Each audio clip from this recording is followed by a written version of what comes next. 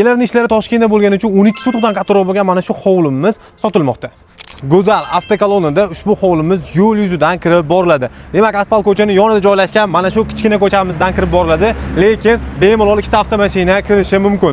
Bu yo'lagimizni hisobga olmaymiz, sababi asosiy darvozamiz mana shu yerdagi devordan bo'ladi. Bu qo'shni orqa eshigi hisoblanadi. Hozirda bu joydan ham darvozani oldiroq olib chiqib foydalanib turishgan. Mana shu joydan bitta darvoza qilinadi. Umumiy olganda mana shu uyimizning oldi qismigacha bo'lgan qismni hisobga olmaganda ham 12 sotuq bo'lgan mana shu hovlimiz hozirda sotuvga qo'yildi. Kelganimizda kichkinagina mana bu yerda zeleniy zonamizni qoldirishgan.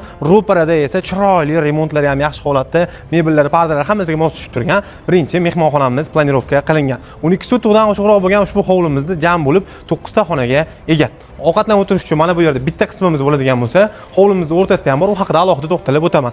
Xonalarning planirovkasini sizga tushuntirib o'tsam, demak, mana shu akfa eshigimiz orqali kirganimizda ro'paramizda koridorchamiz kichkinagina, bu yerda kladovka qilib boshqa maqsaddan foydalansangiz bo'ladi. Bu tomonimizda bitta xonasi va ichkarida spalnisi, ichida sanuzel bilan birgalikda planirovka qilingan. Endi esa ikkinchi qavatni ko'ramiz. Ikkinchi qavatimiz bitta oila uchun ideal variantda bo'ladi. Sababi koridor orqali kirganimizda chap tomonimizda bolalar uchun mo'ljallangan xona, bolalar xonasidan keyin kattalar uchun mo'ljallangan xona hamda o'zini sanuzeli ham bor. Bu uyimizda 3-4 xo'jalik bemalol yashashi mumkin, lekin kottej qilib u yoq-bu-yog'ini to'g'irlab turib 3-4 taga ham ajratish imkoniyati bor. Mana bu yo'lagimizning oxirida esa umumiy hojatxonamiz joylashtirilgan. Ta'mir holatlari juda ham yaxshi va mana shu hovlimizning orqa hovlichasi ham bor. O'sha orqa hovlichamiz mana bu yerga plan qilingan. Endi esa eski tipda qurilgan uylarni ham sizga tushuntirib, ko'rsatib o'taman. Birinchi mana bu yerda yakkali bitta xonamiz, istalgan maqsadda foydalansangiz bo'ladi, mehmonxona qilib olsangiz ham bo'ladi. Undan keyin esa bitta yotoqxonamiz joylashtirilgan. Yotoqxonamizdan o'tganimizda esa mana shunaqa chiroyli ayvonlarimiz orqali o'tib boramiz.